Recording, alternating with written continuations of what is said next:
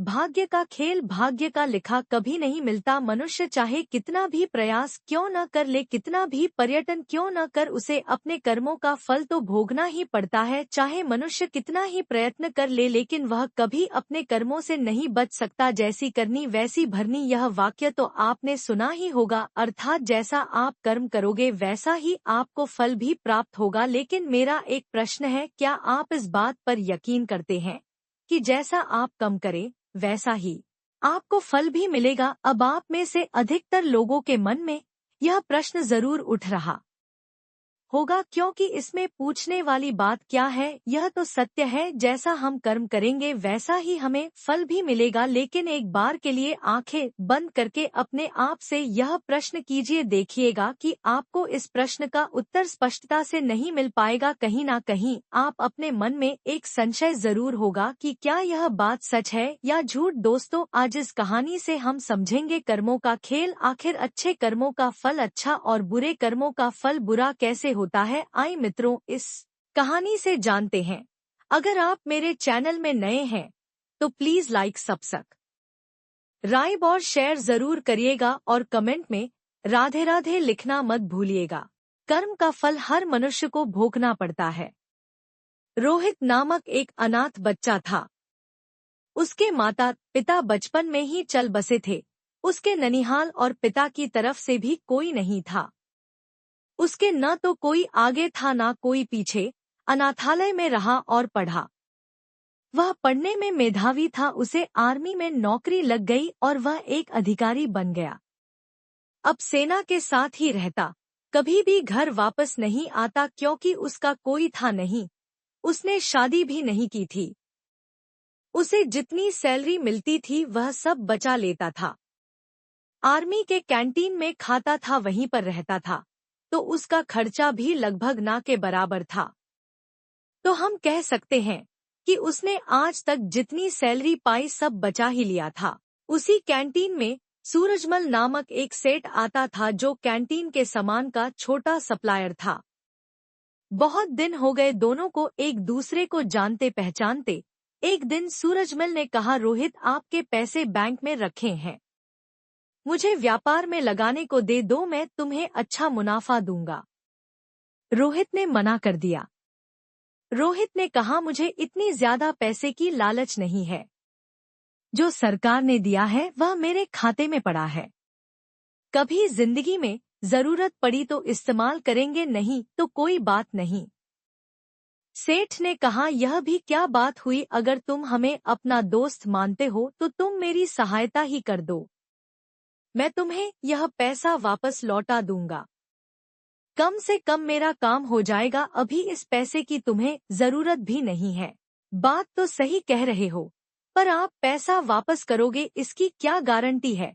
सेठ ने कहा, कसम खाकर कहता हूँ धोखा नहीं दूंगा। रोहित ने कहा, सेठ जी, लोग तो पैसे के लिए क्या क्या कर देते हैं, पर कोई नहीं, चलिए मैं आपकी बात को मान लेता हूँ, कम से कम आपका तो भला हो जाए। सेठ ने मुस्कुराते हुए धन्यवाद कहा और रोहित को गले लगा लिया। पैसा लेने के बाद सेठ जब भी आता रोहित को बहुत बहुत धन्यवाद देता। सेठ का बिजनेस रोहित के पैसों से बढ़ रहा था। आमदनी दिन दुगनी रात चौगुनी हो रही थी। आमदनी बढ़ने के साथ अब सेठ की नीयत में बेईमानी आ चुकी थी। वह अब पैसा ना लौटाना पड़े उसका बहाना ढूंढता रहता। इसी बीच बॉर्डर पर पड़ोसी देश के साथ युद्ध शुरू हो गया और रोहित को भी जाना पड़ा। जहां युद्ध हो रहा था वो इलाका काफी दुर्गम था। वहां पहुंचने का एकमात्र रास्ता घोड़े से पहुंचने का था। रोहित एक कुशल घुड़सवार था।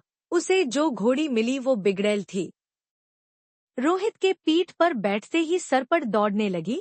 रोहित उसे काबू में करने की जितनी कोशिश करता वो अपनी गति और तेज करती जाती। रोहित ने लगाम पूरी ताकत से खींचा। घोड़ी का मुंह कट चुका था, पर पता नहीं आज ये बिगड़ैल घोड़ी कुछ भी सुनने को राजी नहीं थी। घोड़ी दौड़ते दौड़ते दुश्मन के खेमे के सामने जाकर खड़ी हो गई। रोहित दुश्मन की गोलियों का शिकार हो गया। सेठ बराबर आर्मी कैंट में जाता था। उसे वहां पता चला कि रोहित युद्ध में वीरगति को प्राप्त हुआ। सेठ ने वहां काफी दुख दिखाया और कैंट से बाहर आते ही खुशी से झूम उठा। अब पैसा वापस नहीं करना होगा। सेठ का व्यापार दिन दोगुनी रात चौगुनी तरक्की कर रहा था। कुछ दिनों के बाद सेठ की पत्नी मां बनी और सेठ एक सुंदर बच्चे का पिता बना। सेठ के जीवन का ये सबसे बेहतरीन समय चल रहा था। समय बीतते देर नहीं लगती। सेठ का बेटा अमर, जो अब बड़ा हो गया था और अब सेठ के साथ मिलकर व्यापार करता था। अमर विवाह योग्य हो चुका था। अच्छे घर की सुंदर सुशील कन्या देखकर अमर की शादी हो गई। अब सेठ कहता, कुछ दिन की और बात है, अब बेटा व्यापार संभालेगा। मेरी जिंदगी सफल हो गई और क्या चाहिए मुझे। अमर की शादी हुए मुश्किल से 2 महीने हुए थे। अमर सड़क पार कर रहा था, उसे चक्कर आया और गिर गया। लोग उसे उठाकर हॉस्पिटल पहुंचाए। उसके ब्रेन का MRI और अन्य टेस्ट हुए तो पता चला अमर को ब्रेन कैंसर है। सेठ ने डॉक्टरों से कहा, पैसे की चिंता मत करें, आप इलाज करें। डॉक्टर और हॉस्पिटल बदलते गए पर अमर की हालत दिन ब दिन बिगड़ती गई। सेठ अब व्यापार पे ध्यान नहीं दे पा रहा था। उसके कस्टमर छूटते जा रहे थे। हॉस्पिटल का बिल बढ़ता जा रहा था। अब सेठ पर कर्ज काफी हो चुका था। सेठ परेशान था। अब अमर को डॉक्टर ने जवाब दे दिया। सेठ हार चुका था। किसी चमत्कार की आशा में बैठा था। चमत्कार तो नहीं हुआ। पर अमर अब इस दुनिया में नहीं रहा। महीनों जिंदगी की जंग लड़ने के बाद अमर हार चुका था। सेठ के घर में हाहाकार मच गया। सेठ, सेठानी, अमर की पत्नी सब विलाप कर रहे थे। यहाँ तक कि घर के नौकरों का भी रो रो कर हाल बुरा था। एक साधु उधर से गुजर रहे थे। उन्होंने करुण क्रंदन सुना तो रुक गए। वहां जाकर उन्हें कहा, रोने से कुछ नहीं होगा, जो होना था वो हो गया। सेठ गुस्से में बोला, मेरे साथ ही क्यों? साधु ने कहा, सब कर्म फल है, यही चुका कर जाना होता है। आज बहुत रो रहे हो, कल तो तुम बहुत हंस रहे थे। सेठ ने कहा, मैं कुछ समझा नहीं महाराज। साधु ने कहा, तुमने अपने व्यापार के लिए उधार पैसे लिए थे। जब व्यापार चल पड़ा तो तुमने जिसके पैसे थे उसे लौटाए नहीं। सेठ ने कहा, गलत, वो मर गया था। किसे लौटाता? साधु ने कहा, झूठ नहीं। तुम भूल गए उसके मरने के समाचार पे तुम कितना खुश हुए थे। उस दिन तुमने मिठाई बांटी थी। क्या मिठाई बांटना सही था? तुम उसके पैसे को सरकार को या अनाथालय या किसी जरूरतमंद को दे सकते थे, पर तुमने नहीं दिया। तुम्हारी नियत में खोट थी। सेठ शर्मिंदा था। आज सेठ वहीं पर खड़ा था जहां पर आज से 20 साल पहले खड़ा था। आज ना तो पैसे थे, न व्यापार और ना ही पुत्र, और ढेर सारा कर्ज था। साधु ने कहा, ये तुम्हारा पुत्र वही लड़का रोहित था। ये अपना हिसाब करने आया था। हिसाब कर लिया और चला गया। जितना उसने तुम्हें दिया था सूद सहित वापस ले लिया। तुमने उसकी शिक्षा, शादी, हॉस्पिटल सब पर खूब खर्च किया। जब वो गया तुम्हें भिखारी बनाकर गया। सेठ ने सुबकते हुए कहा, मान लिया मेरी गलती थी। इस बेटी की क्या गलती? इससे तो सिर्फ 2 महीने पहले शादी हुई थी। साधु ने कहा, ये इसका कर्म का फल था। ये पिछले जन्म में वो घोड़ी थी जिसके चलते रोहित की जिंदगी खत्म हुई।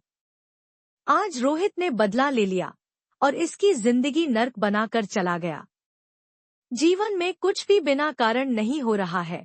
हो सकता है बीज आपने बहुत पहले लगाया हो और आप भूल गए हो। वही बीज पेड़ बन जाता है, तब हमें पता चलता है। इसलिए आप कैसा बीज लगाते हो हमेशा याद रखो। प्रकृति हिसाब करती है। आप याद रखो न रखो, प्रकृति हमेशा याद रखती है। सेठ निरुत्तर, हताश, घर की सीढ़ी पर बैठा अपने कर्म को कोस रहा था।